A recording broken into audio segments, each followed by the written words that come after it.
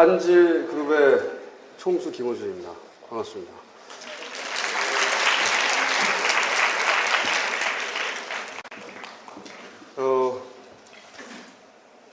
그룹인데 계열사는 없어요.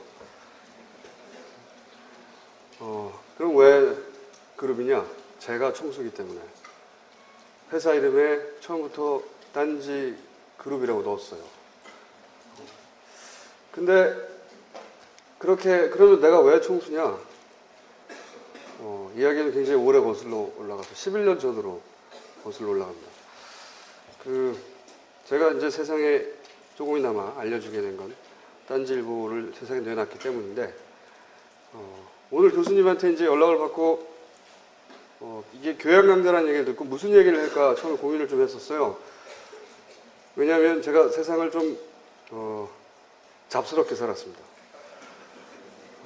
어디 가서는 정치평론가인 양 하고, 어디 가서는 IT 전문가인 양 하고, 어딘가에서는 기업가인 양 하고, 그렇게 잡스럽게 살았는데, 오늘은 자연인, 그러니까 그냥 한 사람의 개인 김어준으로 제가 40여 년간 살면서 저한테 굉장히 중요했던 사건들이 있었어요. 개인 김어준이 만들어지기까지. 그래서 그 사건들, 유사한 사건들 중에 첫 번째, 그런 생각을 하게 만든 첫 번째 사건들 이야기를 한번 해볼까 합니다. 그리고 그 사건들이 어떻게 이어져서 지금의 나를 만들었는지 연결해 보자고요. 뭐 이런 연대기는 10대부터 시작해야 얘기가 될 텐데, 저는 딴지일보 얘기를 먼저 시작할게요. 왜냐하면 그 덕에 제가 알려졌으니까. 딴지일보를 만든 건 98년도입니다. 11년 전인데, 뭐 정치 사회적인 의미나 또는 뭐 대한언론으로서의 의미나 이런 얘기 다 빼고 그냥 개인 김어준이 딴지일보를 왜 만들었는지 기름기 쫙 빼고 허심탄회하게 얘기를 해보자면, 제가 딴지일보를 만들었던 98년에 제가 사업이 망했어요. 98년 1월입니다. 하던 일이 망했는데, 근데 제가 사무실 바로 앞에, 드나드는 사무실 바로 앞에 계란빵 아저씨가 있었는데, 계란빵을 정말 많이 팔았어요, 이 아저씨가. 내가 지나갈 때마다 항상 궁금했습니다. 저 아저씨는 계란빵을 얼마나 팔까? 한 달에 얼마나 벌까? 나는 지금 이렇게 힘이 들어서 망했는데, 제가 어느 날 이게 한 3월 정도에는 사무실 완전히 닫아야 되겠구나, 그게 확실해져 가는 1월에 어느 날 현재한테 물어봤어요. 한 달에 얼마를 버냐고. 답을 안 해주더라고요. 매일매일 가서 괴롭혔어요. 얼마나 버냐고. 그랬더니 어느 날 자기가 한 달에 500만 원을 번다는 겁니다. 계란빵 장사를 해가지고. 나는 망하는데, 이 아저씨는 세금도 안 내고 매달 500만 원을 번다는 거예요. 그래서 제가 그때 무슨 생각을 했냐면, 인터넷 초창기입니다. 그래, 이거다. 아저씨가 저한테 가서 제안을 했어요. 당신이 계란빵 레시피를 대라. 내가 인터넷으로 전국 계란빵 체인을 만들겠다. 그렇게 제안을 처음 했더니 이 아저씨가 덥석 좋다. 그러면 전국 계란빵 체인 한번 만들어 보자. 의기투합이 됐어요. 그래서 그 일이 잘 됐더라면 저는 계란빵을 지금 계속 하고 있었을 겁니다. 근데 그런 얘기를 하던 와중에 3월이 되고, 계란빵은 날씨가 따뜻해지면 들어가야 돼요. 자기는 10월에 다시 나오겠다. 3월부터 10월까지 제가 할 일이 없어졌습니다. 백수가 된 거죠. 그 기간에 딴지일보를 딱 만든 거예요. 그러니까 계란빵 하기 전에 심심해서, 대한민국의 언론을 어떻게 바꿔보겠다는 생각 전혀 없었고요. 재밌을까봐 심심해서 딴지일보를 만들었는데, 왜 하필 포털을 만들 수도 있고, 그때는 포털이 없었으니까 쇼핑몰을 만들 수도 있고, 그때 쇼핑몰이 없었어요. 뭐 인터넷으로 돈 벌고 있는 무수한 뭐 옥션을 만들든 석인 사이트를 만들든 여러 가지가 있는데 왜 하필 신문을 하려고 했느냐? 그 얘기 좀 이따 합시다. 어쨌든 신문을 만들기로 제가 결심을 했습니다. 신문을 내 이름으로 하나 창간을 해야 되겠다. 앞으로 6개월의 시간이 있는데 그 6개월을 놀 수는 없으니까 이때까지 맨날 남의 홈페이지만 만들어주다가 이제 내가 홈페이지를 하나 6개월 동안 만들어서 가지고 놀아야지. 이런 생각으로 딴지일보를 제작에 들어가기 시작한 건 5월이고 그래서 오픈한 건 7월 1일입니다. 7월 1일인데 처음에 딴지일보를 오픈했을 때는 거기 카운터를 달아놨는데 첫날 딱 100이 올라갔어요. 카운터가.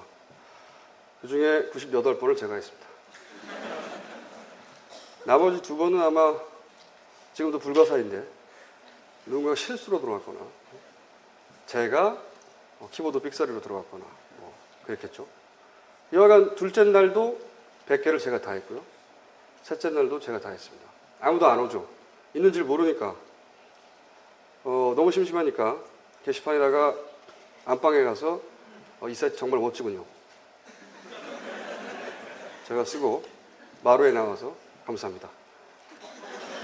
답하고 그렇게 놀았어요. 그래서 정말 민족의 정론이군요. 이렇게 쓰고 네 앞으로 잘해 나가겠습니다.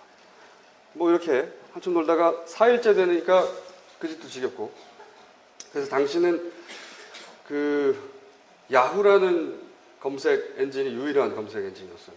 야후.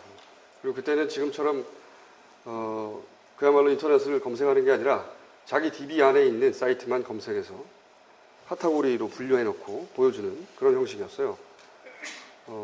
근데 그래서 자기 사이트를 거기다 등록을 하는 겁니다. 검색이 되려면. 근데 등록을 하려고 했더니 제가 패러디 그 미디어로 시작을 했는데 패러디 언론이라는 항목이 없어요. 없었으니까. 카테고리가 없어, 집어넣을. 그렇다고 인터넷 언론이라고 따로 있지도 않고. 왜냐하면 종이신문의 인터넷 사이트만 몇 가지 존재했을 뿐 인터넷 언론이 따로 없었으니까 등록할 카테고리가 없는 거예요. 그래서 아무데나 등록을 했습니다. 아무데나 등록을 했는데 이게 검색될 리가 없잖아요. 그 카테고리를 따라와서 찾을 수도 없고 게다가 딴지일보가 있는지 알아야 딴지일보를 쳐서 검색을 하고 들어오죠.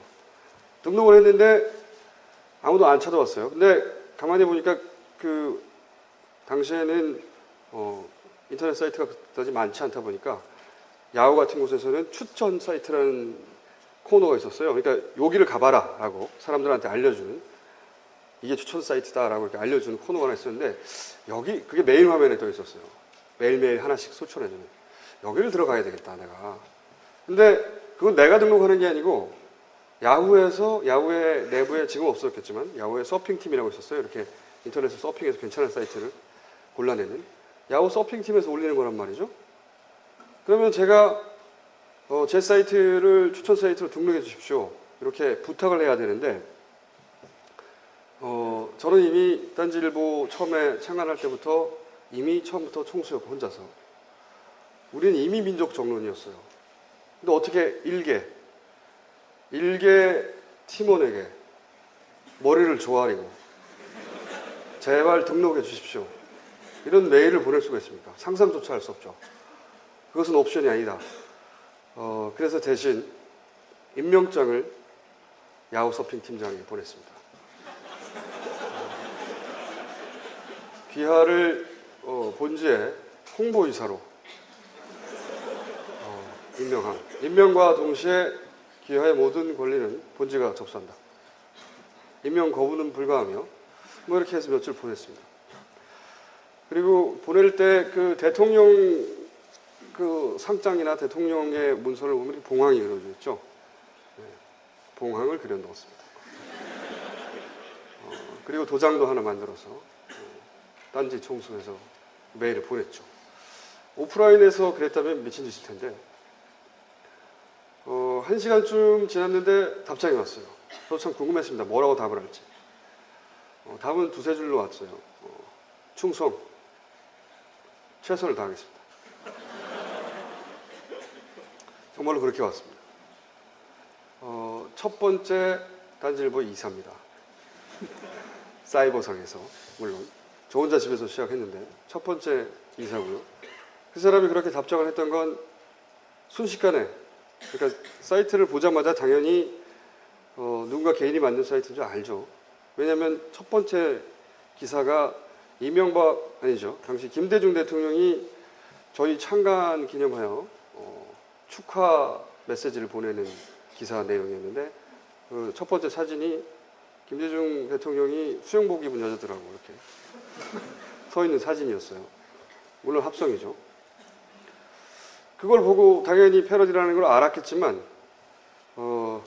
순간적으로 뭐가 만들어졌냐면 일종의 롤플레잉 게임 같은 역할 분담이 만들어진 거예요.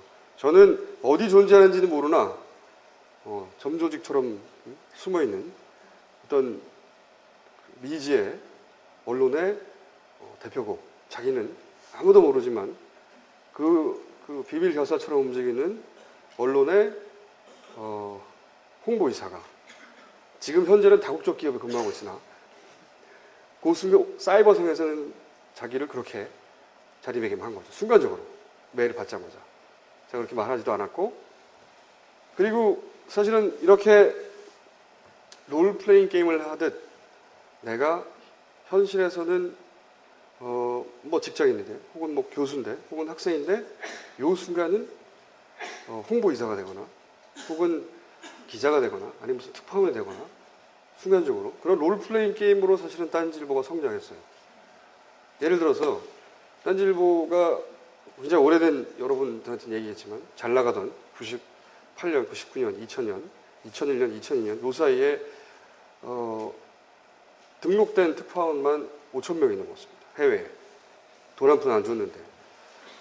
예를 들면 이런 식이죠. 코소보 사태가 났어요. 네? 90년 초반에, 아니죠. 90년 말에 코소보 사태가 났었죠. 코소보에 특파원을 상시로 두고 있는 사람은, 언론사는 없어요. 그런데 코소보 사태가 났다. 그럼 메일이 옵니다. 딴지일보에. 나는 지금 루마니아에 있는 대우자동차 현지 법인의 직원이다. 내가 코소보에 얼마 전에 다녀온 적이 있다. 그 분쟁이 생기기 전에. 그러니 나를 동구권 총대장으로 즉각 임명하라. 이런 메일이 옵니다.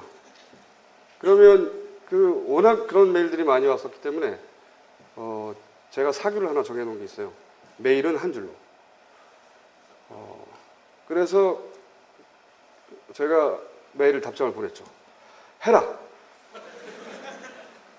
요 딱 한 통의 메일로 이 사람이 아무도 안 시켰는데 돈을 주지도 않았는데 차를 몰고 코소보까지 열몇 시간을 달려가가지고 사진을 몇백 통을 찍어서 그 당시에 느리던 인터넷으로 그 수백 장의 사진을 보내왔어요.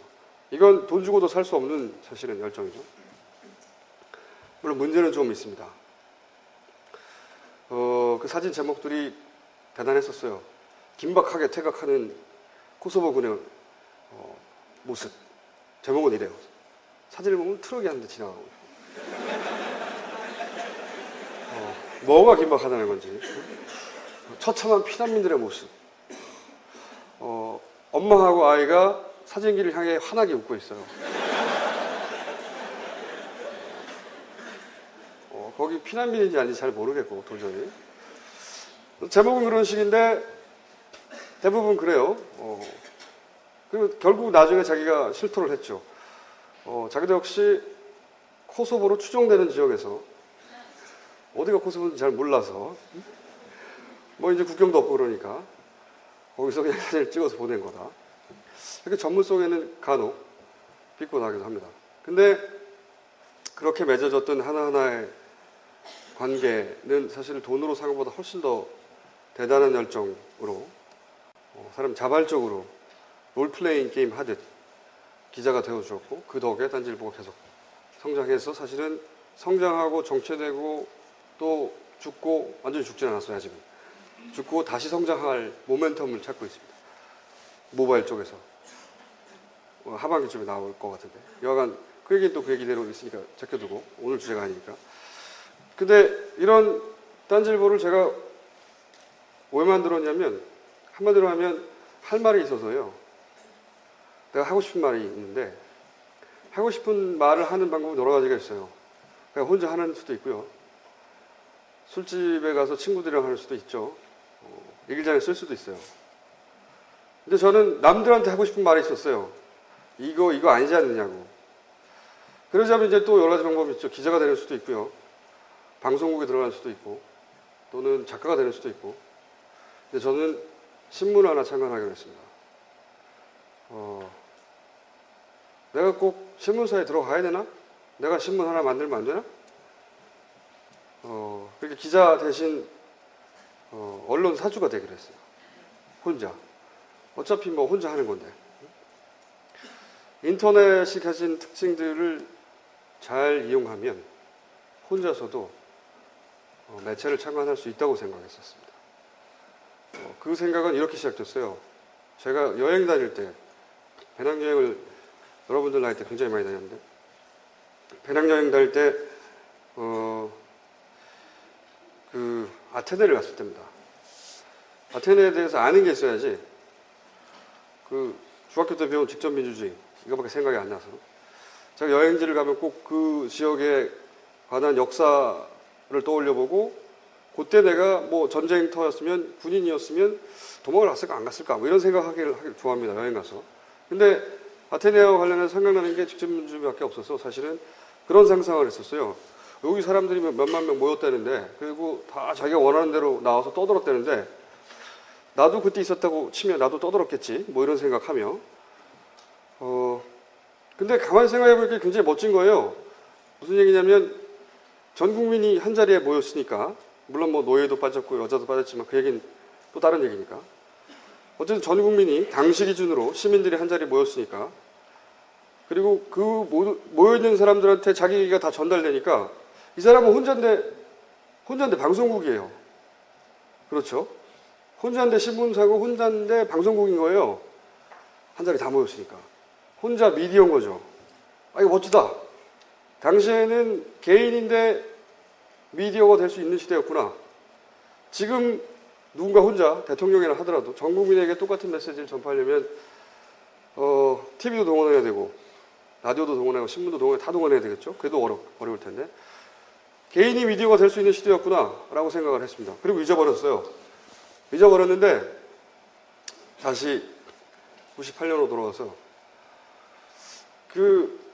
한번 생각해보니까 이 인터넷이라는 게 인터넷을 그때 광장으로 치환을 하고 그리고 거기 모인 사람들을 접속한 사람으로 치환을 하고 그리고 일어나서 발언하는 걸 홈페이지로 치환하고 나면 내가 혼자서도 이론적으로는 접속한 모두에게 내 메시지를 전달할 수 있는 거 아니야?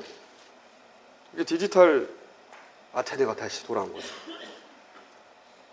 대단한 생각을 혼자 해내고 만 거죠. 대근하게. 디지털 아테네가 되돌아온 것 같다. 그러니 내가 혼자 매체가 될 수 있을 것 같다. 그러니 그런 실험을 한번 해보겠다. 이게 첫 번째 기사입니다. 디지털 아테네가 3,000년 만에 돌아왔는데 내가 미디어를 혼자서도 만들 수 있다는 걸 한번 입증해 보일게. 안 되면 할 수 없고.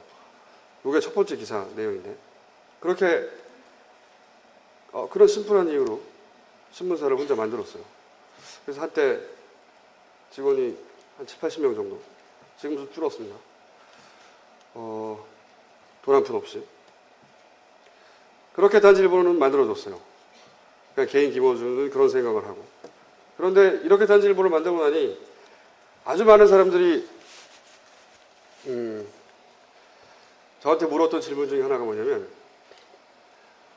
어릴 때 어떠셨어요? 이거예요. 이상했겠지라는 거죠. 어릴 때 얘기를 해볼게요. 이제부터 다시. 딴지일보가 그렇게 탄생하기까지 생각해보면 10대, 20대의 경험들이 아주 중요한 내가 신문사를 만들지 뭐 신문사에 들어가는 게 아니라 라고 하는데 그때는 몰랐는데 잘하고 보니 나이 먹고 보니 결정적으로 기회했습니다.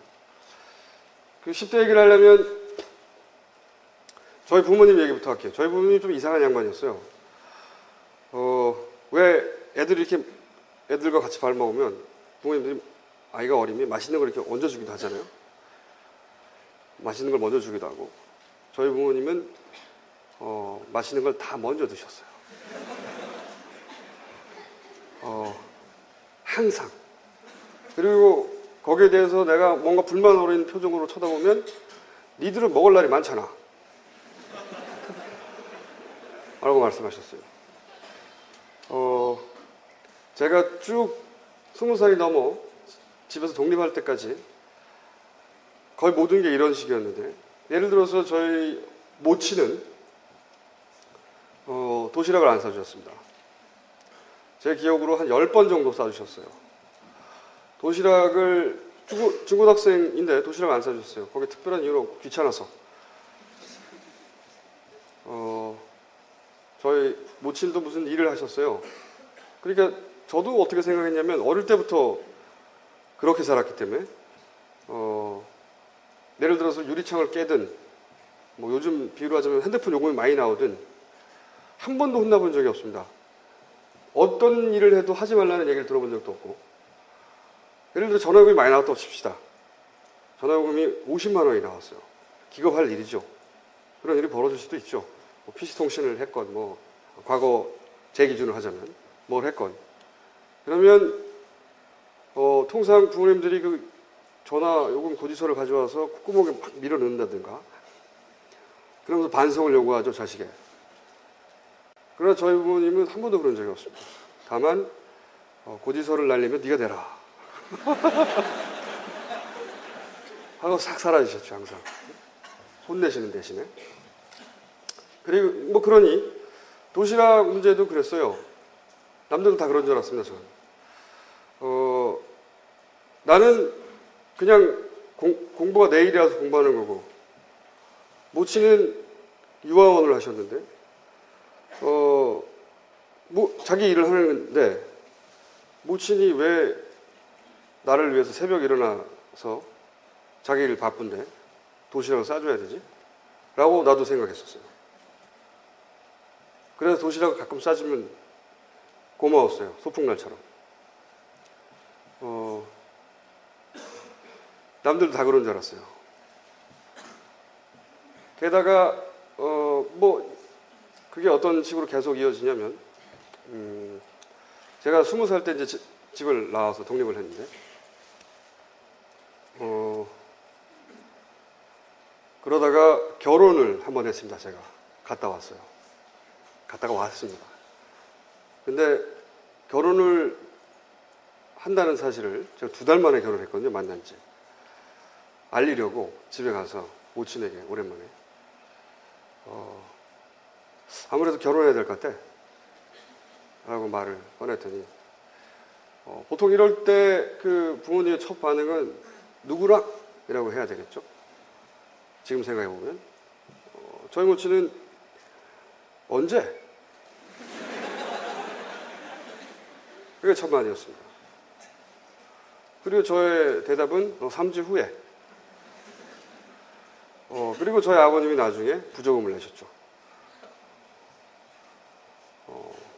마치 친인척인 양 50만 원 정도를 내셨습니다.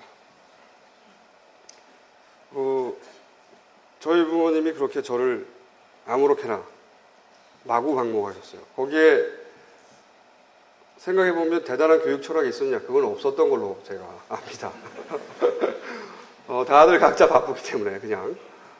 근데 그 덕에 제가 생각해보면 저를 이루는데 굉장히 중요한 원칙 하나를 어린 시절부터 쌓았다고 생각하는데, 뭐냐면 혼나본 적이 없으니까 뭐든지 해도 된다. 혼나본 적은 없는데 대신 그 결과를 부모님이 대신 책임져 준 적도 없어요. 대신 그 결과도 네가 책임져야 된다. 이렇게 부모님이 저한테 근엄한 멋진 표정으로 말해주신 적은 한 번도 없어요.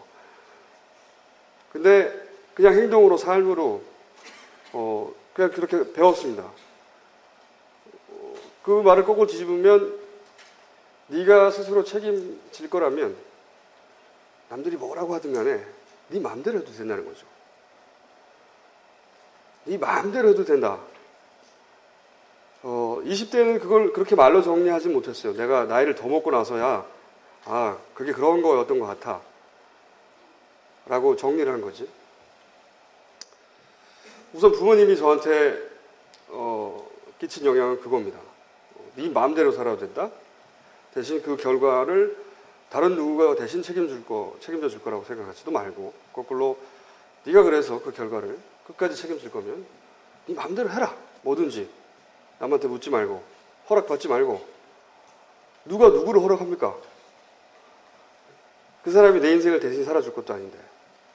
안 그런가요? 그렇다는 걸 입증해 보이죠. 지금 얘기해가면서.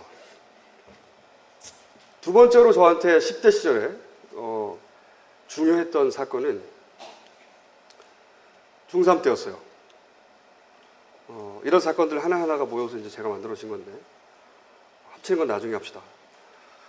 그 중3 때 시험을 일찍 끝내고 집에 들어왔는데 역시 집에 아무도 없었고 저를 아무도 돌봐주지 않았기 때문에 집에 아무도 없었고 밥을 먹어야 되는데 그 식탁 위에 밥이 있는데 그래서 김치찌개 있길래 데피고 밥 해서 먹으려고 딱 하는 찰나 보니까 숟가락이 없어요. 젓가락이랑. 그래서 평소 같았으면 벌떡 일어나서 씻었겠죠. 근데 그때는 희한하게도 일어나기가 싫고 이 하얀 밥솥채로 들고 왔었는데 하얀 밥솥을 계속 쳐다보다가 제가 손을 푹 꽂았습니다. 이렇게. 밥솥에다가. 그때 무슨 특별한 생각이 있었던 건 아니에요. 그냥 저도 모르게 손을 푹 꽂았어요. 그리고 손에 전해지는 밥의 느낌도 좋고 따뜻하고 밥을 쥐었습니다. 먹고. 괜찮아요, 느낌이 이게. 응? 그래서 반찬도 집어 먹고, 이거 괜찮다. 그래서 목이 말라서 김치찌개를 떠야 되는데, 여기서 역시 좌절하고 말나, 내가 숟가락을 가져가야 되나? 가지러 가야 되나? 생각하다가 가보니까 손에 움푹한 파인 홈, 여기가 있더라 이거죠. 그래서 그 찌개에다가 손을 탁 넣었습니다. 그랬더니 김치찌개가 손 위에 이렇게 쫙 담겨지면서 제가 조심스럽게 떠서 안 흘리려고 조심조심 먹다 흘리고 말았어요. 흐르지 않으겠습니까? 흘렀어요. 흐른 걸 본 순간 물론 짜증을 내며 옷을 벗고 세탁기에 집어넣고 할 수도 있었는데 이걸 본 순간 에이씨 하면서 양손으로 어차피 버린 몸 양손으로 마구 퍼먹기 시작했어요. 점점 흥분하기 시작했습니다. 제가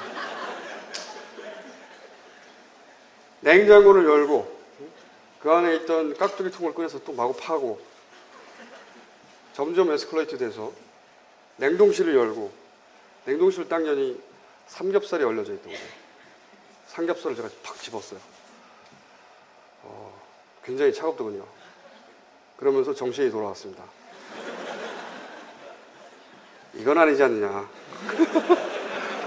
이거를 내가 뜯어먹는다든가 이건 아니지 않느냐. 응? 순간적으로 제정신이 돌아왔어요. 그리고 마치 뭐에 비유할까요? 제가 여자가 아니어서 여자들은 잘 모르겠고 남자들의 경우엔 10대 초반에 몽종을 겪죠. 대단한 경험이죠.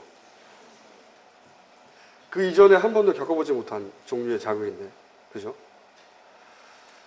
몽종하고 똑같다는 게 아니라 그것처럼 그 이전에 한 번도 겪어보지 못한 굉장한 자극이었어요. 내가 음식을 막 이렇게 더러워진다든가 흘린다든가 하는 거 전혀 신경 쓰지 않고 음식을 마구 내키는 대로 먹는 경험, 대단히 생소한 종류의 쾌락이었는데 가만히 생각해 보니까 내가 동물 같아요. 내가 동물이구나 하는 첫 번째 자각이 그때라고 저는 기억하는데 사람은 동물하고 다른 건 줄 알았습니다. 근데 그렇게 막 먹다가 제가 무슨 생각을 했냐면 가만히 생각해 보니까 내가 동물 같아. 게다가 그럴 수밖에 없다고 자꾸 생각하게 된 게 내 인생은 뭐 길어야 7, 80년, 100년에 불과하겠지만 지금의 나를 있게 만든 유전자를 따라 올라가다 보면 지금처럼 말을 한 것도 불과 10만 년, 15만 년밖에 안 됐다고 하고 그 이전에 가면 말도 제대로 못했고 그 이전으로 또 올라가면 나무 위에 살았다고 하죠. 그러니까 사람이 지금처럼 폼 잡고 식탁 위에 앉아서 숟가락 사용한 것은 얼마 안 됐다는 거죠. 그 나라는 유전자, 나에게 유전자를 물려줬던 역사를 거슬러 올라가다 보면 양손으로 마구 쳐먹던 시절이 그걸 지금까지 100이라고 하면 1도 안 된다는 거죠. 더군다나 나는 10몇 년밖에 안 살았는 걸, 그런 인생을. 그러니까 내가 동물이구나 하는, 그러니까 나 이전에 아주 오래 전에 사람들은 당연히 이렇게 먹었고 그리고 그런 데서 쾌감을 얻었고 그렇게 쾌감을 얻었던 유전자의 기억이 내 몸에 남아있고 그걸 내가 순간적으로 이렇게 한번 느껴본 것이고 내가 동물이구나 라는 생각을 처음 하게 됐습니다. 내가 동물이라는 자각도 그 이후에 제가 인생을 사는 데서 굉장히 중요한, 그러니까 나한테 동물적인 면이 있어 이게 아니고 사실은 내가 생물학적으로 하나의 동물이야 라고 하는 자각, 이렇게 멋지게 표현하지 못했어요. 그냥 짐승 같아 라고 생각했지만 그때 당시에 지적 수준으로는. 근데 그렇게 내가 동물이라는 자각도 굉장히 중요한 10대 시절의 첫 경험입니다. 그리고 지금도 여전히 나를 객관화해서 바라보는 데 있어서 중요한 출발점이 되고요. 네가 동물이라는 게. 그 얘기 나중에 하죠. 자기 객관화에 대한 얘기는. 세 번째로 저한테 굉장히 기억에 남는 기억 중에 하나는 고1 때입니다. 저희 부친이 굉장히 무뚝뚝한 양반이에요. 충청도 양반이라는 표현이 맞도록 걸맞도록 충청도 양반인데 거의 대화가 없어요. 저하고 어릴 때부터. 그리고 아마도 부친의 부친, 그러니까 조부모도 그랬던 것 같고, 그러니까 흔히 말하는 엄한 아버지 모델밖에 모르는 양반이에요. 근데 고1 때 그때도 이제 시험을 치고 난 이후인데 집에 들어왔는데 모친하고 여동생이 하나 있는데 외가로 가고 부친 혼자 밥을 하고 있는 겁니다. 밥을 한다는 게 냉장고에서 먹을 거 꺼냈다는 얘기가 아니라 보통 그러죠. 남자들이. 없으면 와이프가 냉장고에서 대충 꺼내서 밥통에서 밥 꺼내서 삼겹살을 굽고 있는 거예요. 혼자. 이 양반이 왜 이러나 싶었으나 워낙 서로 무뚝뚝한 사이이기 때문에 뭐 그런가 보다 하고 내 방에 들어갔고 잠시 후 밥 차려놨으니까 나와서 먹어라. 나왔습니다. 뭐 김치도 있고 이렇게 있고 그중에 이제 삼겹살이 구워져 있어요. 삼겹살 좋아하는 양반도 아닌데 이 양반이 왜 이러나. 평소에 안 하던 짓 하면 죽는다는데 이런 생각도 했던 기억이 나고 근데 둘이 앉아서 그야말로 아무 말도 안 하고 밥을 거의 다 먹어가려는 찰나 마지막 한두 숟가락 먹으려는 찰나 갑자기 제 숟가락 위에 삼겹살이 팍 올라왔어요. 우리 아버지가 그 고기를 얹어준 거죠. 깜짝 놀랐습니다. 제가. 태어나서 한 번도 맛있는 걸 얹어준다든가 이런 해본 적이 없는 양반이기 때문에 깜짝 놀랐어요. 고기 수이고 서로 밥 먹고 있다가. 근데 그 짧은 순간에 갑자기 제가 뭘 깨달았냐면 이 양반 이걸 해보고 싶었구나 이거. 응? 자식한테 고기를 한번 올려주고 싶었던 거예요. 근데 그동안은 이제 그러면 가오상할까봐. 응? 그리고 그렇게 배우지도 않았고 평소에 그렇게 행동하지도 않았고 그걸 본 적도 없으니까 해보고 싶었는데 못한 거죠.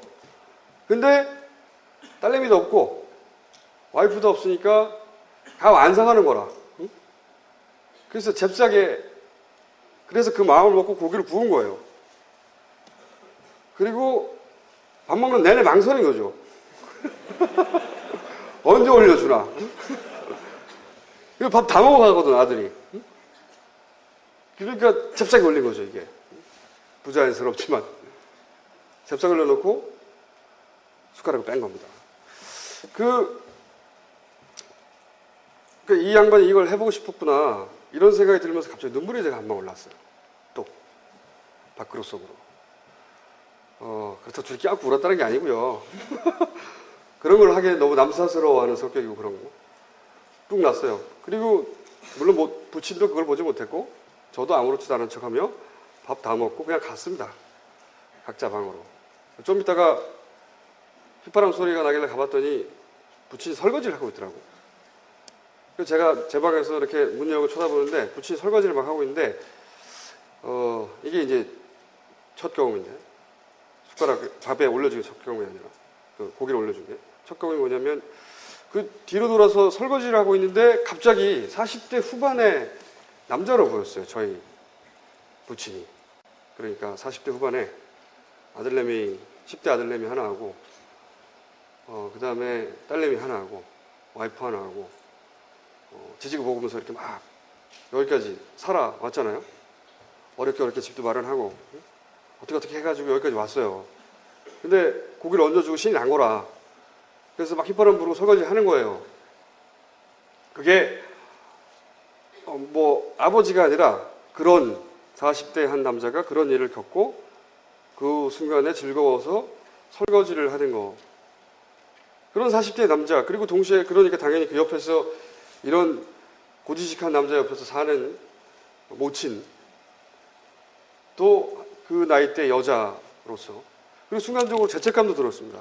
왜 죄책감이 들었냐면, 아니 내가 부모를 이렇게 남자 여자로 바라봐도 되나? 일부러 하려고 한 게 아니거든요. 그렇게. 그게 죄스럽기도 했어요. 그래서 사실은 이 이야기를 나이가 한참 먹도록 아무한테도 못했습니다. 그래도 되는 줄 몰랐어요. 부모를 한 사람의 남자, 한 사람의 여자로 바라봐도 되는지 어릴 때는 몰랐고, 그리고 20대 내내 몰랐어요. 근데 지금 돌아보면 그 순간이 제가 부모로부터 정서적으로 독립한 순간입니다. 그 역시 굉장히 중요한 제 기억에는 순간이라고 생각이 드는데요. 10대를 거슬러 가져보면 이거 외에도 몇 가지 더 제 기억에 남는 사건들이, 중요한 사건들이 있는데 10대 이만큼만 하죠. 시간이 많지는 않은 것 같으니까. 20대로 넘어갈게요. 20대에 저한테 중요했던 사건들은 크게 두 가지가 있어요. 하나는 연애, 그리고 또 하나는 여행. 20대에 뭐 했니? 그러면 두 가지밖에 안 한 것 같아요. 연애하고 여행. 세상에 그거보다 더 중요한 건 없는 것 같다고 생각하면서 살았습니다. 20대 내내.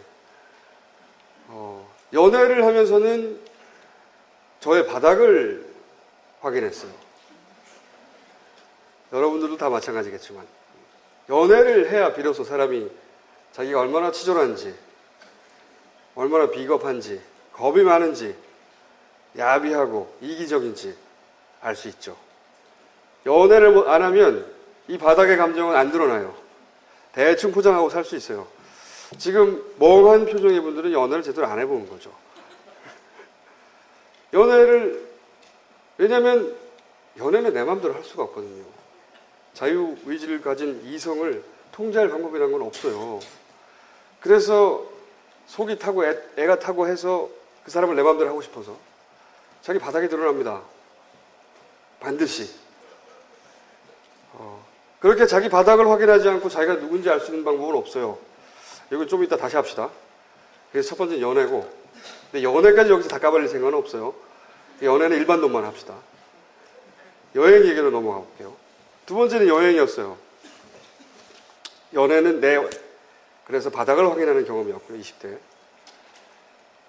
여행은,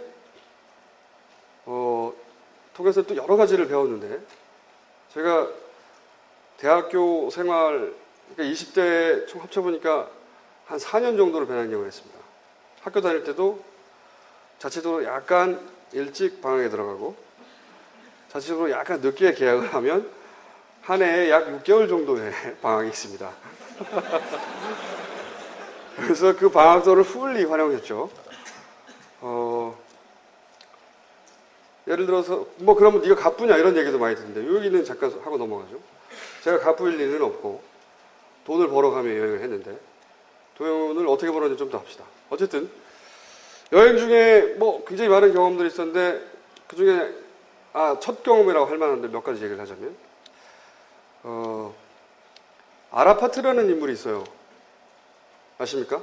잘 모르실지도 몰라요. 이미 죽었기 때문에.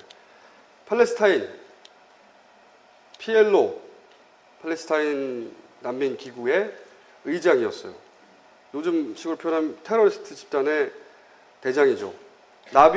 오사마 빌 라빈에 못지않은 당시에 이스라엘에서 보기에는 대빵이죠. 그 미넨에서 선수단이 납치돼서 죽은 건 아시죠? 그 사건. 그 사건을 지휘한 사람이죠. 근데 제가 중학교 때 그 사건을 보고 신문에 난 걸 보고 그 사람을 만나고 싶다는 생각을 했습니다. 이 사람 어쩌다가 이런 짓을 하게 된 걸까? 그 사진을 봤더니 사진도 되게 특이하게 생겼어. 게다가 테러리스트 집단의 대장이라니까 뭐랄까 로망도 좀 있고 이 사람을 만나고 싶다라는 생각을 중학교 때 했습니다. 근데 어디 있는지 알아야 만나죠. 그런 생각을 막연히 하다가 그게 인생의 목표였다 이게 아니고 그런 생각을 한 적이 있는데 94년으로 기억하는데 94년에 클린턴 대통령과 그 당시에 라빈 이스라엘 총리와 아라파트가 3자 회담을 했어요. 평화회담을. 그러니까 아라파트가 평생 이스라엘 밖에서만 돌아다니다가 뭐 리비아에 살고 뭐 이렇게 처음으로 이스라엘 안으로 돌아오는 해였습니다. 평화협정을 맺어서 제리코라고 성경에 여리고라고 나오는 도시가 있어요. 제리코라는 도시로 외신에 94년인데 외신에 그 아라파트가 이스라엘로 돌아온다는 외신을 봤어요. 제가 이 사람이 어딘지 알게 된 거 아닙니까? 그래서 바로 비행기표를 예약했습니다. 아라파트를 만나러 가야 되겠다. 물론 아라파트가 저를 만날 이유는 없죠. 그냥 거기까지 생각을 안 합니다. 저는 보통 생각이 짧아서 아라파트를 만나러 가야 되겠다. 일단 어차피 끝까지 다 생각해봐야 내가 모르는 미래 생각할 필요가 뭐 있습니까? 아라파트를 만나러 가겠다. 비행기표를 일단 예약해. 제일 먼저 해야 될 건 그거죠. 비행기표를 예약했어요. 이스라엘 날아갔습니다. 겨울에 날아가서 이스라엘 유대계 지역과 그 팔레스타인 지역 검문소가 중간에 있는데 그 검문소를 통과해서 내려서 그 지역 사람들한테 나 아라파트를 만나러 왔다 하니까 네가 왜 아라파트를 만나러 왔냐? 그래서 그냥 왔다 얘기하고 내가 뭐 리스펙트 한다 그 사람을 뭐 하니까 좋아해서 그 사람들이 아라파트 집이 2개가 있다. 그런데 아라파트가 지금 없다 집에. 여기까지 얘기를 들었는데 그래도 나를 가보겠다고 해서 그 사람들이 태워줬어요. 태워줘서 아라파트 집 앞에 갔습니다. 집 앞에서 딱 내린 순간 무슨 생각이 들었냐면 이제 어떡하지? 아라파트가 날 만날 이유는 없잖아. 그 전까지 그런 생각을 안 했어요. 그래서 벽에 기대서 사진을 한 방 찍었어요. 벽에 기대서 사진을 한 방 찍는 순간 아라파트를 만난 것 같다. 그 느낌을 제가 좀 더 다시 설명을 드릴게요. 그럼 난 아라파트를 왜냐하면 그렇게 사진을 찍는 순간 아라파트에 대한 모든 궁금증이 다 사라져버렸습니다. 제가. 성철 스님이 그런 얘기를 했어요. 성철 스님은 자기를 만나려면 누구든 3,000배를 해야 한다고 요구를 했었거든요. 그러니까 3,000배를 하려면 하루 종일 볼병이 들어요. 절을 하면. 아무나 못합니다. 몸살 골병이 들 지경이에요. 못해요 대부분. 그런데 3,000배를 다 한 사람들은 성철 스님을 안 만나고 간답니다. 그냥. 그게 성철 스님이 한 말인데 거기서 열심히 3,000배를 하다 보면 씨발 내가 꼭 만나야 되나? 이런 생각을 혼자 하면서 계속 3,000배를 한대요. 그리고 3,000배를 다 하고 나면 대단히 스스로 만족하여 돌아간답니다. 그런 거하고 비슷한 게 아닌가 싶어요, 저는. 제가 아라파트에 대해 가졌던 호기심은 정말 그 사람을 인간 대 인간으로 알고자 했던 게 아니었거든요. 그냥 그 사람이 사는 분위기와 그 사람이 실제 하는 인간인지 느껴보고 싶었던 거예요. 마치 이런 거죠. 제가 사하라를 간 적이 있는데, 그건 중학교 때, 리더스 다이제스트 맨 뒤에 보면, 뭐, 역경을 이긴 사람들, 뭐, 어쩌고저쩌고 이런 스토리가 간혹 나오는데, 어떤 커플이 사하라를 6개월 동안 도보로 횡단했다는 거예요. 중학교 때 그걸 읽고, 너 멋지다, 나도 해봐야지. 해서 제가 20 몇 살 때, 6살, 7살 때 사하라를 갔습니다. 1시간 정도 그 사막을 걸었는데, 다 똑같더군요. 그래서 그냥 왔어요. 그런 거하고 비슷한데, 제가 정확하게, 그런 경험을 안 해보셨을 것 같아서, 표현을 더는 못하겠고. 그런 겁니다, 어쨌든.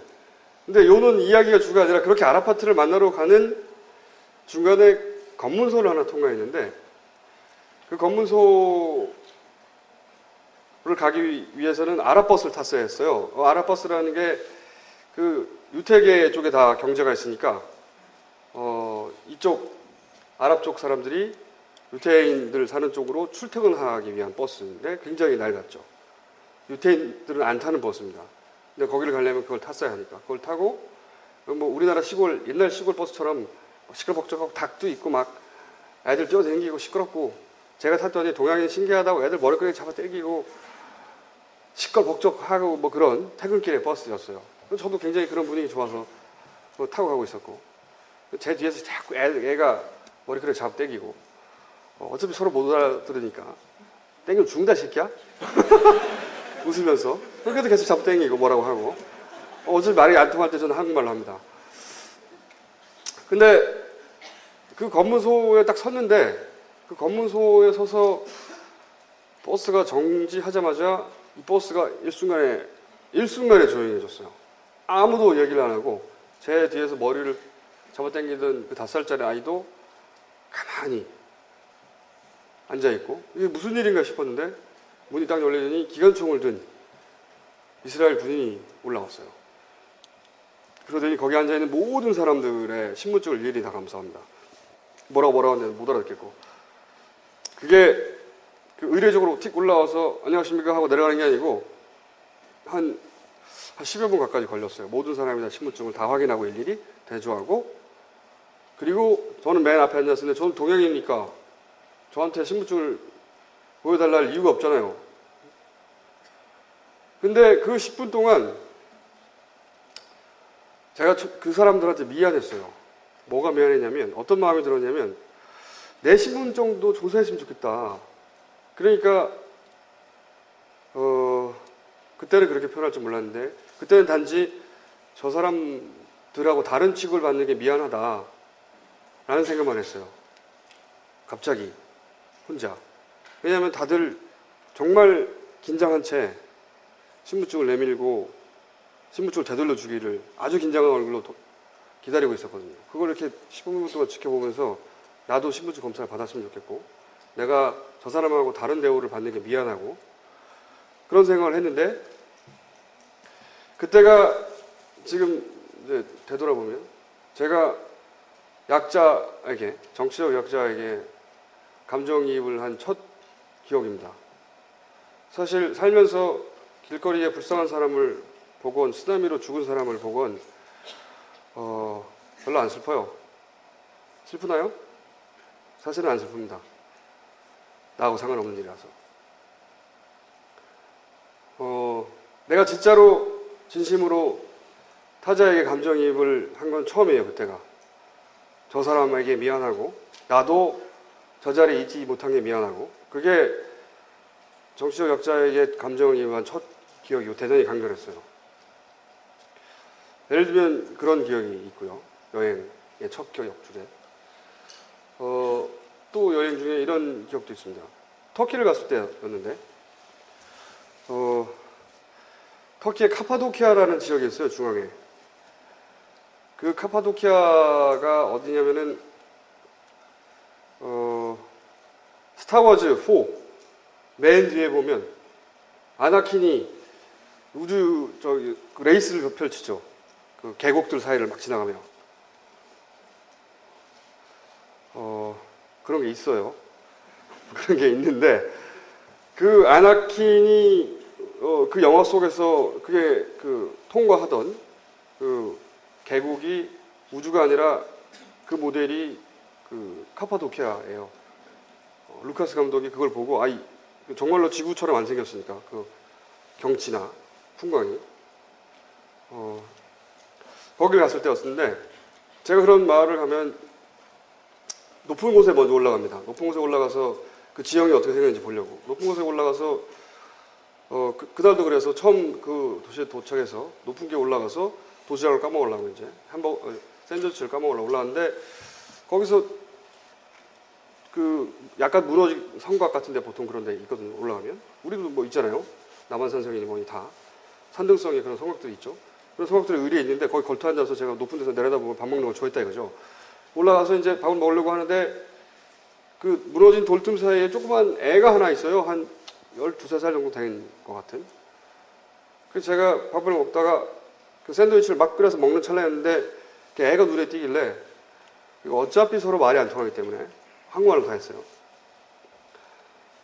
와봐. 뭐 긴 얘기가 필요 없지 않습니까? 와봐. 그래서 왔어요, 쪼르르. 근데 와서는 이 샌드위치를 계속 쳐다보는 거예요, 애가. 당연히 배가 고픈 거 같아서. 배가 고프냐? 뭐 못 알아듣죠, 당연히. 햄버거 샌드위치 뚝 떼서 줬어요. 막 먹는데 너무 빨리 먹어. 진짜 배가 고픈가 봐. 나도 배고픈데. 나도 그지 여행자인데. 응? 그래서 샌드위치 절반 남은 걸 또 줬어요. 또 홀딱 다 먹었어요. 이 새끼가. 그래서 가방에 있던 하나짜리를 다시 꺼내가 또 바늘째 줬습니다. 이걸 또 다 먹어요. 그 사이에 내가 남은 걸 다 먹었어야 하는데 빨리빨리 얘가 한 입에 다 나버리니까 그 슬슬 승질이 나기도 하고. 그래도 얘는 애니까 어떻게 해요. 너무 개걸스럽게 먹으니까 나머지 이거를 나도 배고파 죽겠는데 나도 이역만리 떨어져 있는 거지 여행자인데 이거를 먹어야 되나? 근데 얘가 계속 쳐다봐요. 가방에 또 있는 줄 알고 없는데 계속 쳐다보길래 에이씨 먹어라 이 새끼야 그러고 줬어요. 그걸 다 먹었어. 그리고 나서 둘이서 대화를 시작했습니다. 한 30여 분간 대화를 시작했어요. 넌 왜 여기 있냐? 어차피 어떤 단어도 통하지 않기 때문에 서로 단 하나의 단어도 통하지 않기 때문에 그럴 때 한국말이 오히려 나아요. 너 엄마는 어디 있니? 응? 너 왜 여기서 궁상이냐 이 새끼야. 이렇게 대화를 하고 자기는 또 뭐라고 답하고 그러다가 결국은 서로 답답하니까 이제 나뭇가지를 꺾어서 바닥에다 그림을 그려가면서 서로 막 얘기를 주고받았어요.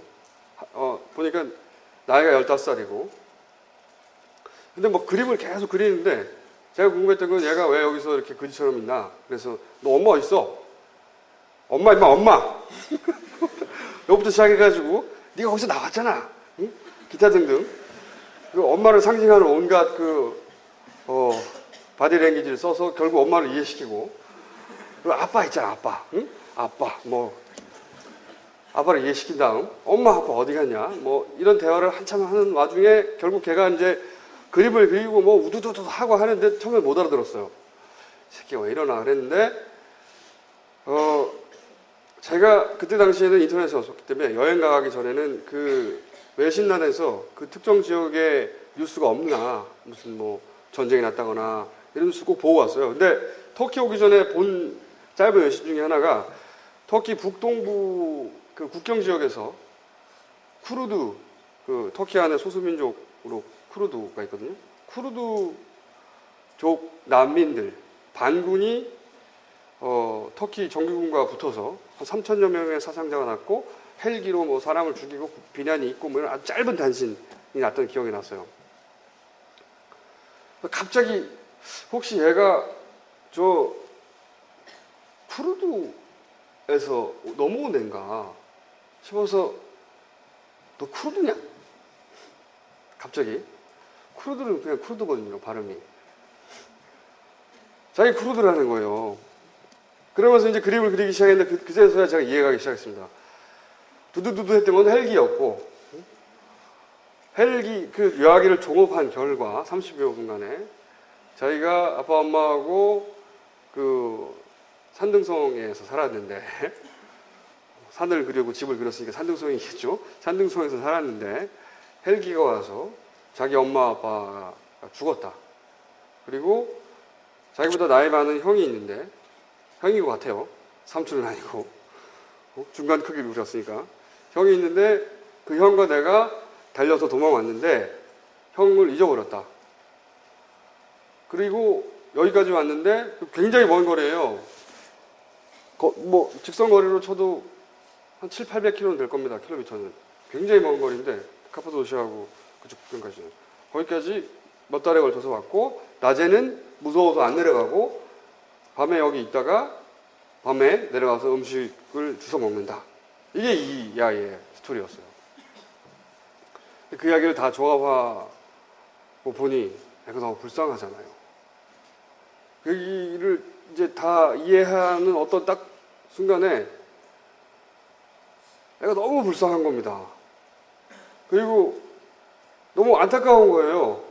게다가 내가 해줄 수 있는 게 없어. 나도 돈도 없고, 내가 애를 데려갈 수도 없고, 나도 거지인다가 가방에 아무것도 있는 것도 없고, 먹을 것도 없고, 뭐 어떻게 해? 굉장히 무기력한 나도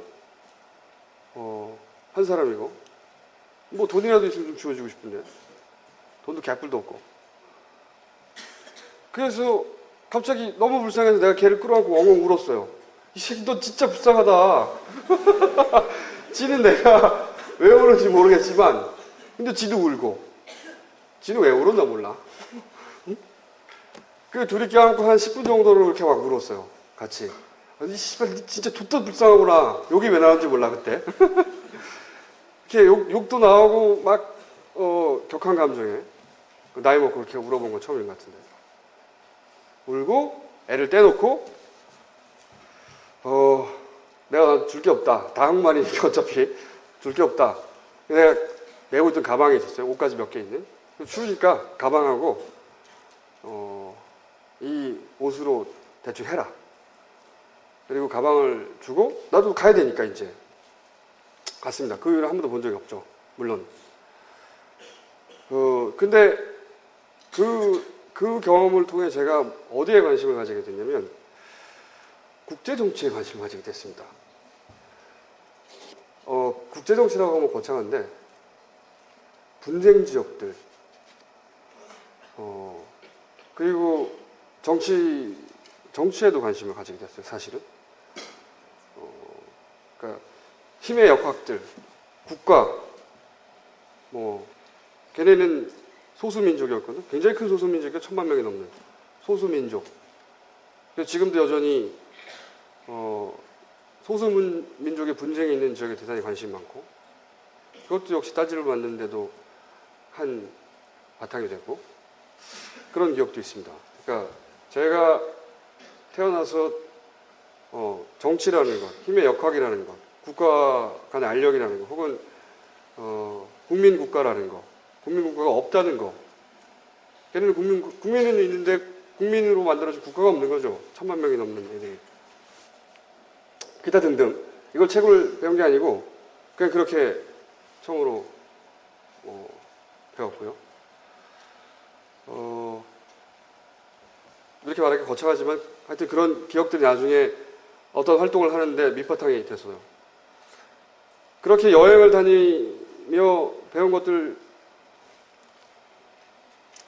생각이 많이 지나갔네요. 배운 것도 굉장히 많은데 요약해보죠. 여행 제가 한 60여 개국 정도 다닌 것 같습니다. 어느 날 사대가 멈췄는데, 여행을 처음 가면 그 나라에 다른 게 보입니다. 우리하고. 옷 입는 것도 다르고 생김새도 다르고 다 달라요. 아주 사소한 것, 택시 모양도 다르고 버스 모양도 다르고 지하철 탈 때 표도 다르고 다 달라요. 그래서 신기해요, 사람들이. 그래서 버스를 타도 버스표도 모읍니다. 그렇죠? 버스를 타도 버스 타고 돈 내는지, 타기 전에 돈 내는지, 토큰을 내는 건지, 회수권을 내는지, 카드를 찍는지, 아니면 올라가서 현금으로 낼 수 있는지, 정기권을 끊어야 되는지, 그 모양은 어떤지, 펀치를 찍는지 안 찍는지, 뭐 하여튼 무수한 종류의 버스 타는 방법이 있죠. 그 하나하나가 되게 신기하고, 그게 신기해서 그런 것들 다 모으고 수집해요. 근데 나라의 숫자가 한 20개, 한 30개, 40개, 50개쯤 넘어가면 이제 같은 것만 보입니다. 버스 타면 돈 낸다.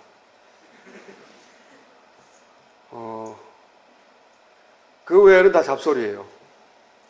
버스 타면 돈 내는, 이게 사람 사는 데는 의례 통하기 마련인 보편 상식이라는 게 있어요. 버스 타면 돈 낸다 수준만 남는 겁니다. 여행을 많이 하다 보면 어느 순간 세상에는 딱 두 가지 인종이 있구나. 남자와 여자. 그리고 세상에는 버스 타면 돈 낸다 수준의 규범 몇 가지 정도만 있구나. 그거만 지키고 살면 인간답게 사는 데는 큰 하자가 없는 거구나. 이런 생각을 하게 됩니다. 연애가 저한테 한 사람으로서의 바닥을 확인하게 해주는 경험이었다면, 이 여행은 저한테 제가 가진 보편성, 사람으로서 보편성을 확인하게 해주는 경험이었어요. 이 얘기는 좀 이따가 자기객관하고 연결해서 얘기합시다.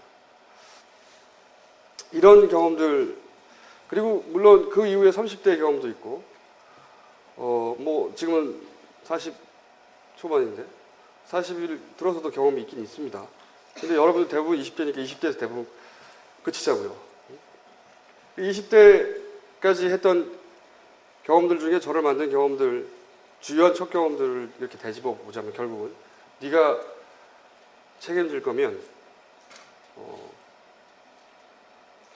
네가 결과를 책임질 거라면 그냥 네가 생겨 먹은 대로, 네가 하고 싶은 대로 해도 죄가 아니다. 그리고 자신의 바닥을 확인해야 되고 자신의 보편성을 확인해야 된다. 이런 경험들은 저한테 뭘로 연결됐냐면 자기 객관화라고 하는 자기 인식으로 연결됐어요.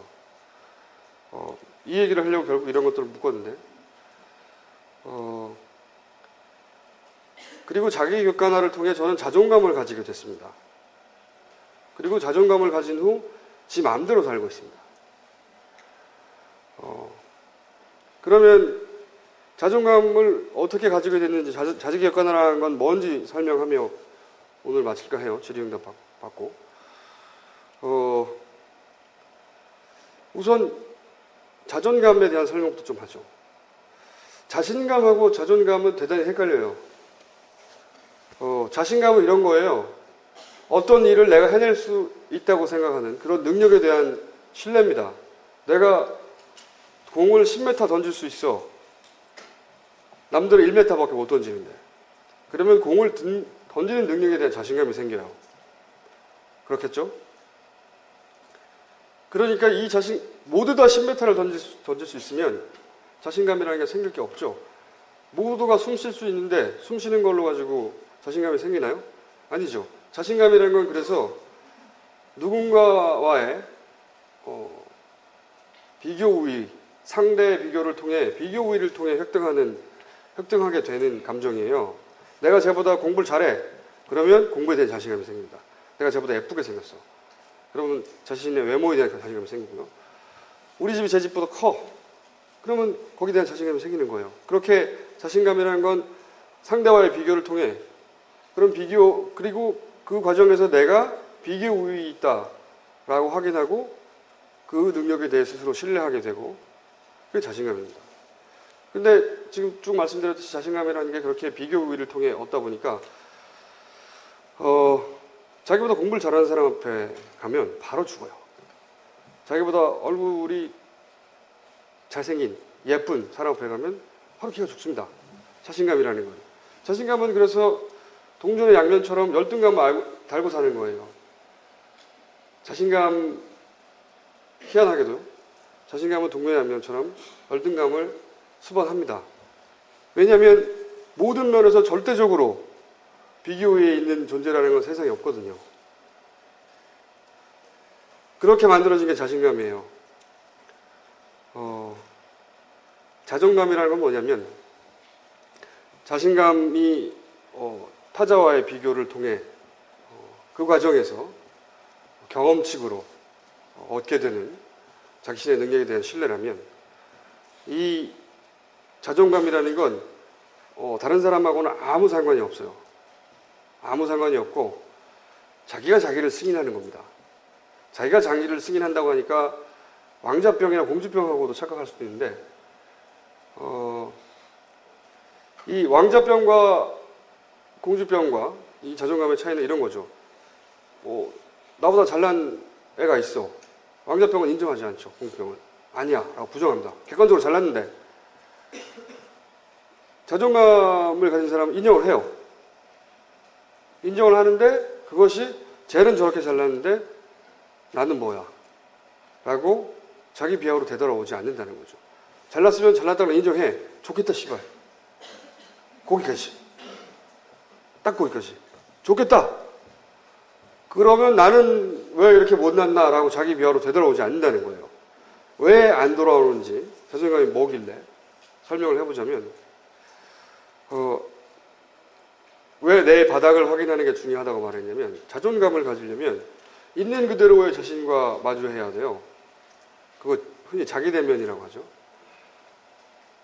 사람이 연애를 하면 자기 바닥을 확인한다고 그랬는데, 연애를 하게 되면 굉장히 비겁하고 치졸한 자기 바닥, 평소에는 인정하기 싫은 자기 바닥과 마주하게 되거든요. 부정하고 싶어요. 대부분의 사람들은 그걸. 그리고 이건 굉장히 특수한 상황이고 그럴 수밖에 없었어 라고 자기 합리화하죠. 대부분. 나는 원래 착한 놈인데 네가 나를 이렇게 만들었어 라고 보통 공격하거나, 아니면 나는 원래 괜찮은 놈인데 워낙 상황이 안 좋았어 라고 하거나, 자기가 했던 행동이나 자기가 했던 선택에 대해서 부정하고 싶어 합니다. 근데 그게 자기거든요. 그렇게 선택한 게 자기예요. 아무리 부정하려고 해도. 그러니까 합리화하거나 어떤 여러 가지 방어 기제를 사용하지 않고 그냥 치졸한 짓을 한 자기를 자기라고 인정해야 하는 거예요. 이 자존감으로 가는 고난의 길, 첫 번째 중에 하나는 내가 인정하기 싫은 치졸하고 못생긴 자기, 예쁘게 포장해서 보여주고 싶은 자기 말고 아주 지저분하고 너저분하고 제가 잘 쓰는 표현은 돛도 아닌, 별거 아닌 그런 실체로서의 자기를 인정해야 한다는 거죠. 이게 왜 필요하냐면, 보통은 이걸 다 제끼고 자기가 마음에 드는 자기만을 자기라고 스스로 생각하며 남한테도 나는 그런 사람이라고 말을 합니다. 그런데 다른 사람한테는 그게 보이거든요. 자기가 숨기고 싶은 부분들이. 그거를 지적당하거나 공격받거나 혹은 누군가 언급하면 파르르 떨게 돼 있어요. 그게 아니라고 들켰으니까 놀래가지고 그걸 부정하려고 화를 내기도 하고, 오바해서, 혹은 그거에 좌절해서 자기 연면에 빠지고 자기 비하로 가기도 하고, 극단적인 반응이 나옵니다. 자기가 숨기고 싶었던 것들을 이렇게 공격받거나 지적받거나 자극받거나 혹은 그게 노출됐으면 어떤 방식으로든 그래서 사람이 무너져요. 우울해지기도 하고. 근데 그렇게 숨기지 않았던 사람은, 그렇게 있는 그대로의 자기하고 대면했던 사람은, 그리고 그렇게 토대를 밟아서 자기 인식을 쌓아간 사람은 상처받을 일이 없어요. 사람들은 끊임없이 다른 사람들로부터 상처를 받거든요. 저 사람은 날 무시하는 게 아닐까, 내가 가지고 있는 능력치만큼 내가 인정받지 못하고 있어, 저 사람은 날 하찮게 보는 게 아닐까, 나를 저 사람이 가난하게 보는 건 아니야? 내가 혹시 취직 못했다고 나를 돛도 아니게 보나? 내 속에서. 뭐 이렇게 끊임없이 자기를 보호하기 위하여 에너지를 쓰죠. 근데 자기 대면한 후에 토대를 쌓아서 자기를 긍정하여 만들어진 자존감은 그런데 신경 쓸 필요가 없어요. 나는 그렇기 때문에. 그래서 사람이 자기가 멋있어 보이려고 혹은 자기가 자기 약점들을 감추려고 쓰는 엄청난 에너지들을 안 씁니다. 그런데 허비하지 않아요. 허비하지 않고 그냥 내가 하고 싶은 일 하는데 합니다. 그냥. 그거는 나는 남들 시선 신경 쓰지 않아. 이런 말조차 하지 않아요. 나는 남의 시선을 신경 쓰지 않아 하는 말 속에도 사실은 남의 시선을 전제하고 있는 건데 그런 말조차 하지 않아요. 그럴 필요가 없으니까. 자존감에서 출발한, 그러니까 그렇게 자기를 있는 그대로 대면하고 쌓아서 만들어진, 자기를 긍정해서 만들어진 자존감은 사람 살기가 참 편합니다. 세상이. 스트레스도 별로 안 받고 내가 하고 싶은 대로 하고 그런다고 세상일이 다 내 뜻대로 된다는 말은 아니에요. 그런 건 없죠. 그렇지만 온전히 세상하고 상대하는 데 에너지를 쓸 수 있어요. 여러분들 대부분은 인정하든 인정하지 않든 자기 혼자와 대화하며 자기가 정말로 좋아하는 걸 세상에 구현하는 데 에너지를 쓰는 게 아니라 자기한테 기대되는 것들, 부모로부터의 기대든 친구로부터 저 친구는 그 정도는 할 거야 라고 생각하는 기대든 그 기대에 남의 기대를 충족하려고 살아요. 아주 많은 에너지를 그렇게 쓰고 있어요. 그 에너지가 대단합니다. 용량이. 근데 사람은 용량이 100이 있다면 그 중에 80을 그렇게 써버리면 남는 게 없잖아요.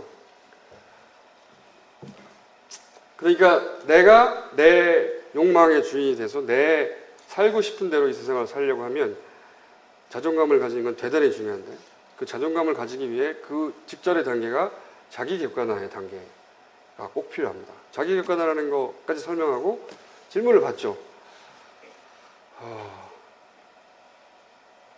자기 객관화라는 거 말이 좀 추상적인데 그러니까 추상적이지 않게 설명해 보자고요. 어린애가 태어나면 자기밖에 몰라요. 1차원이죠. 1차원. 점이죠. 기하학으로 말하면. 근데 좀 크면 엄마를 알아보게 되고 사람 알아봅니다. 나와 엄마, 나와 아빠, 나와 친구, 나와 선생님, 이렇게 쭉 나와 누구 이렇게 점과 점이 만나 선을 그어서 그 점과 점이 만나서 선을 그어 만들어진 관계의 평면이 만들어지죠. 이렇게 그 사람과 내가 만들어가는 관계의 평면이 만들어집니다. 2차원이 되는 거죠, 인생이. 근데 많은 수의 사람들이 2차원으로 살다 죽어요, 그냥. 나와 누구, 나와 동료, 나와 선생님, 나와 제자, 나와 언니, 나와 누구 이렇게. 그렇게 2차원으로 살다 죽어요. 근데 세상은 3차원이잖아요, 알다시피. XY로 이루어진 평면만 있는 게 아니라 Z축이 있거든요, 세상에는. 나하고 아무 상관없는 Z축이 존재한단 말이에요. Z축이라는 건 이런 거죠. 만약에 Z축에 있는 사람이 죽으면 나하고 안 슬퍼요. 쓰나미로 죽은 사람들이 Z축에 있는 사람들이죠. 나하고 어떤 크로스도 없어요. 어떤 평면과도 만나지 않아. Z축에 있는 인간들인데 자기를 Z축에 놓습니다.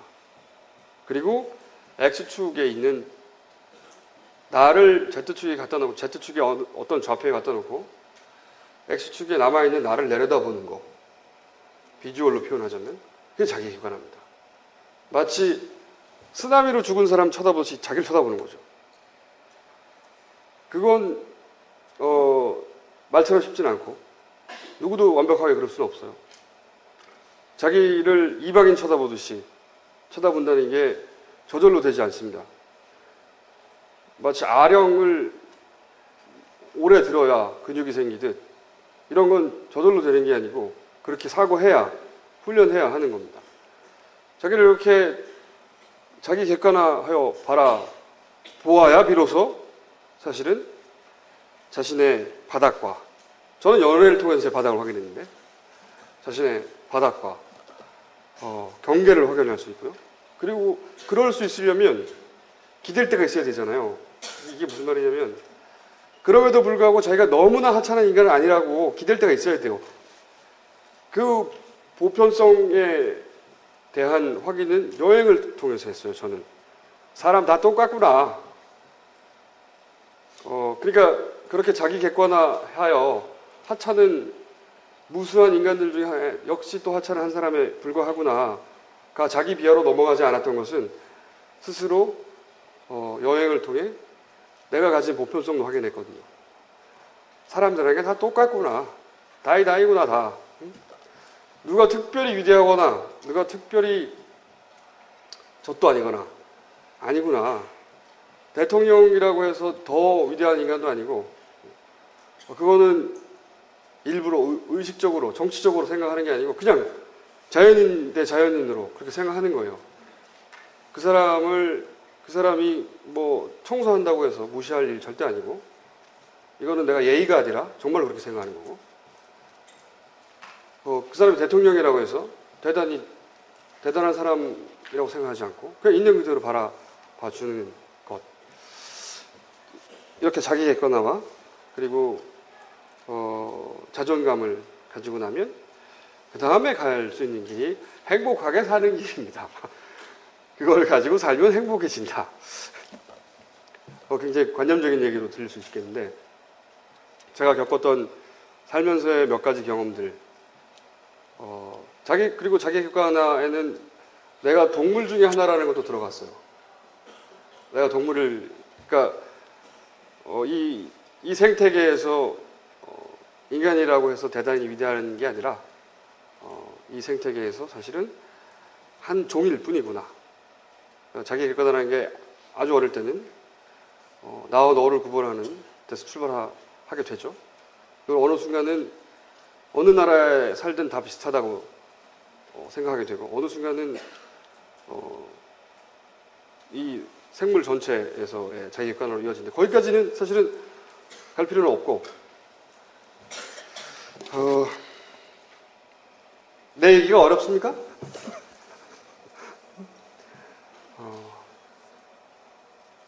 어려워도 할 수 없어요. 이거보다 더 쉽게 설명을 못하겠어. 그렇게 자기 객관을 이루고 자존감을 가지면 비로소 어른이 됩니다. 어른이 되면 이 세상 모든 일이 내 뜻대로 되느냐? 그런 일은 없죠. 그런 세상은 존재하지 않아요.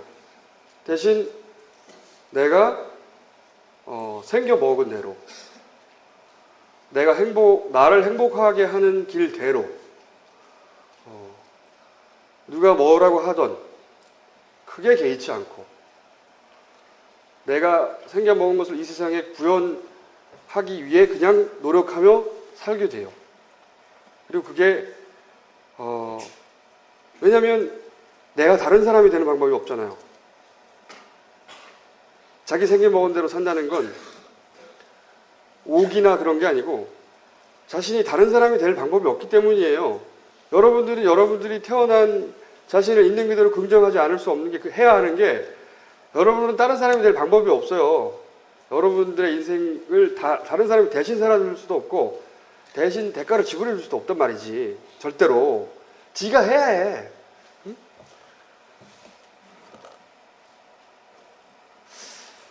더 쉬운 방법이 없나? 설명해? 이와간 그래서 어른이 되고 나면 사실은 어른은 무조건 행복하다는 게 아니라 자기가 어떻게 해야 행복한지를 알게 되고 그리고 그 길만 가게 됩니다.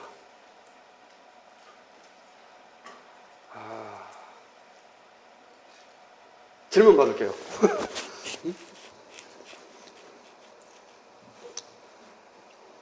여러분 김원희 선생님 하신 말씀 어렵습니까? 안 어렵죠? 네. 어렵다고 그렇게 걱정 안 하셔도 됩니다.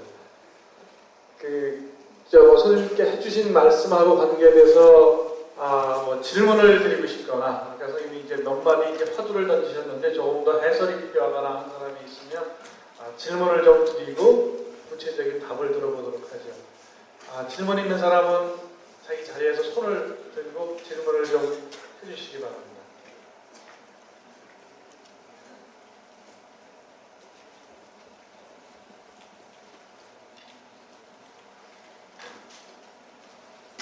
되게 안녕하십니까. 일단 네. 오늘 너무 좋은 강의 들어서 감사하고요.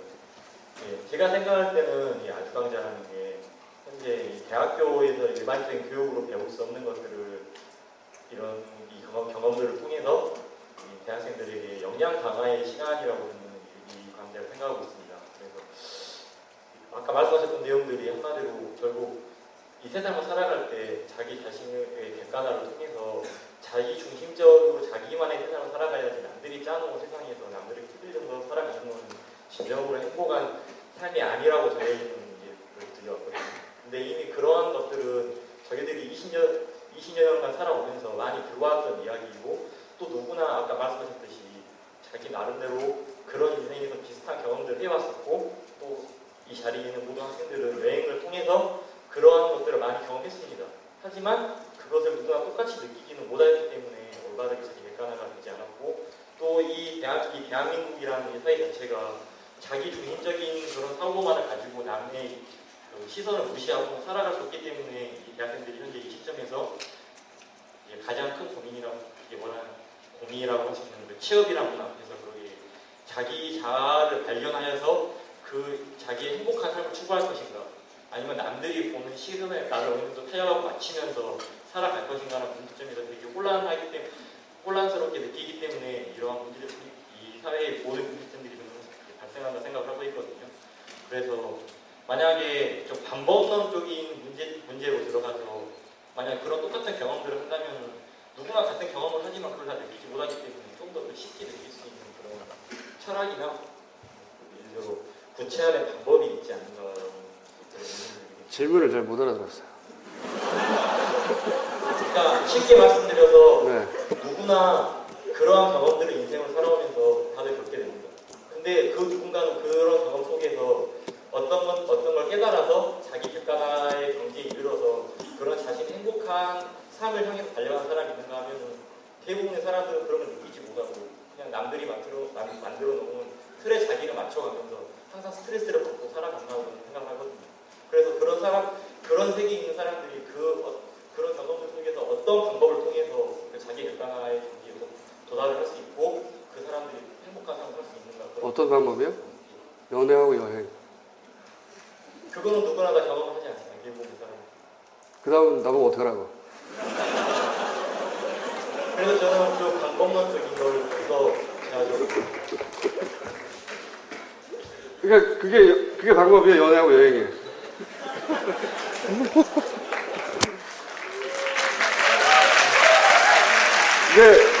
근데 사실 이런 질문 많이 받아요.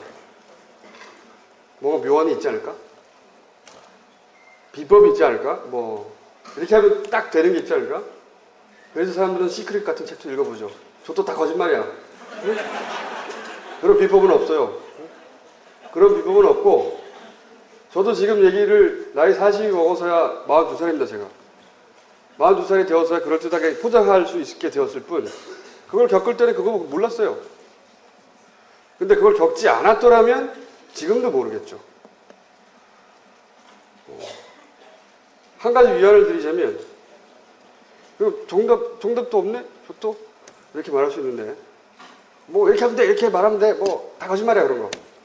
그래도 안 되는 수 많아요.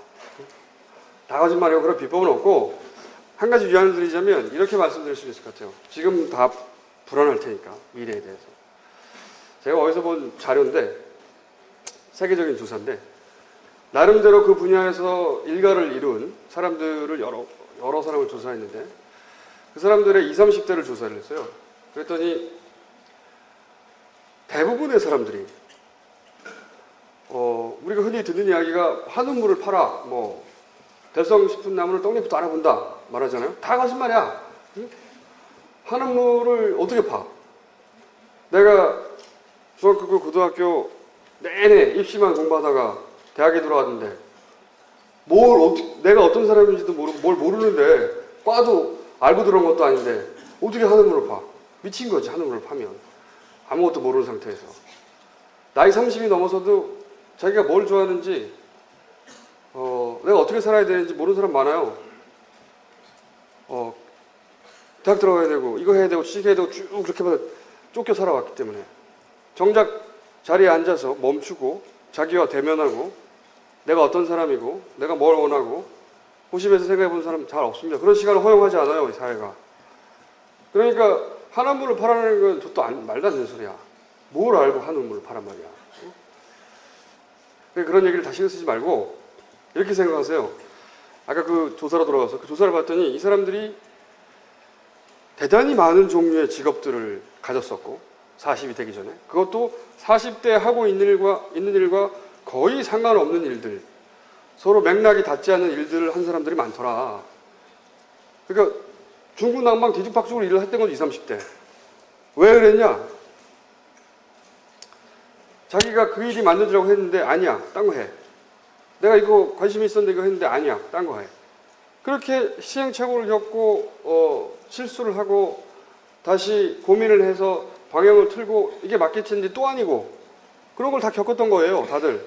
그 사람이 내가 40대 후반에는 이 일을 하고 있을 거야 목표를 정해놓고 거기를 향해서 커리어를 쭉 쌓은 게 아니더라는 거지.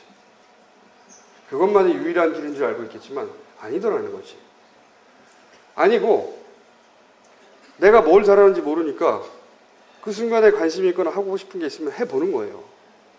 그런데 그게 반드시 잘 되는 보장은 어디에도 없죠. 그리고 특히나 젊었을 때 하는 건 실패할 확률이 더 높아요. 자원도 제한돼 있고 경험도 제한돼 있으니까. 그러면 또 딴 걸 해요. 또 관심이 가면. 그리고 또 딴 걸 해요. 그렇게 우왕좌왕 사방팔방으로 여러 가지 경험을 쌓다 보니 자기가 뭘 잘하고 뭘 못하고 내가 언제 어떻게 행동하고 그 경험이 쌓이더라는 거죠. 그래서 점점점 자기한테 맞는 일을 찾아가 어느 날 40대나 되어서야 자기한테 맞는 일을 찾아내서 그 일을 하기 시작했고 그리고 그 일이 어느 순간 봤더니 너무 재미있어서 하고 있었더니 유명해지기까지 했더라. 이런 사람들이 대부분이더라는 거죠. 그러니까 정답을 바라고 이렇게 하면 되고 뭐 아침형 인간이고 다 저도 거짓말이에요. 응? 시크릿이 어쩌고 다 거짓말이야. 그런 세상은 없어요. 그러니까 그런 걸 나한테 기대하지 마. 그런 건 없고 그 과정 전체 혼란스럽고 내가 자신이 없고 두렵고 한 과정 전체를 뚫고 지나가려면 자기 객관화되고 그래서 스스로 자존감을 가지고 있어야 되는 거예요. 거다. 그 정도만 내가 할 수 있어. 그 이상은 내게서 바라지 마.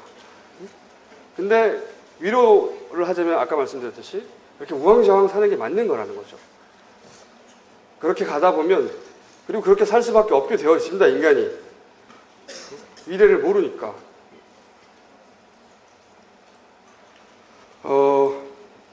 질문 하나 정도 더 받을 시간이 되나요? 네. 또 질문 드리고 싶은 사람이 있습니까? 예.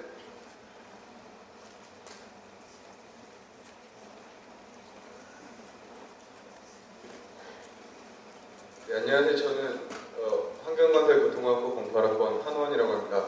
저는 짧게 드릴 건데요. 네. 지금 발표자님이요. 지금 말하신 게 뭐 여행도 많이 다녀보고 연애도 해보고 뭐 가정교육도 있었고 그런 첫 경험들이 많았는데 그러니까 지금 이런 발표자님을 있게 한 경험들 중에 학교 교육 같은 건 별로 의미가 없습니까? 자기 객관화, 자존감 같은 건 이렇게 막 학교에서 뭘 배웠냐? 네. 지금 말한 것 중에는 배운 게 없네요. 학교, 중고등학교든 대학이든 아무도 나한테 이런 걸 가르쳐주지 않았어요. 그래서 혼자 배울 수밖에 없었던 것 같고 그래서 늦었던 것 같아요. 저희도 그냥 학교 교육에 큰 뜻을 두지 않고 내가 왔잖아. 대신 내가 왔잖아 여기. 그거는 자기 살기 나름이죠. 자기 살기 나름인데 제가 지금 말한 종류의 것은 학교에서 가르치기 어렵다고 생각이 들어요. 직접 체득하는 수밖에 없는 내용인 것 같고 학교에서 배울 게 있죠. 성적이라든가 기타 등등. 그리고 이런 강좌도 가끔 있고. 죄송합니다 교수님. 하나만 더 하면 될 것 같죠? 네. 질문이 없으면 그냥 갑니다. 자, 저쪽에 또 질문이 하나 또 나왔습니다.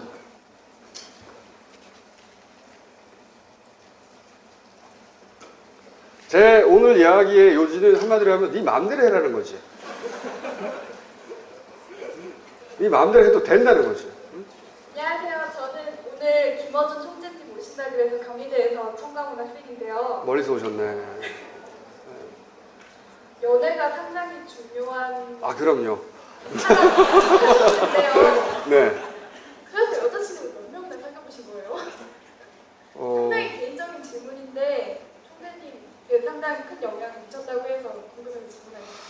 글쎄 뭐 크게 부족하지 않았다 싶어요.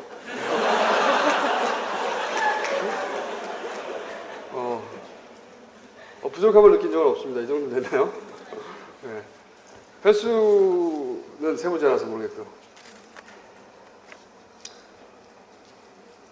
많겠죠 뭐.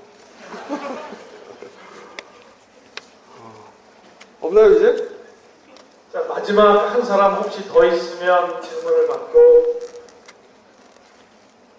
없습니까? 남자들만 이렇게 질문을 하나 보여요. 기분 나쁘게.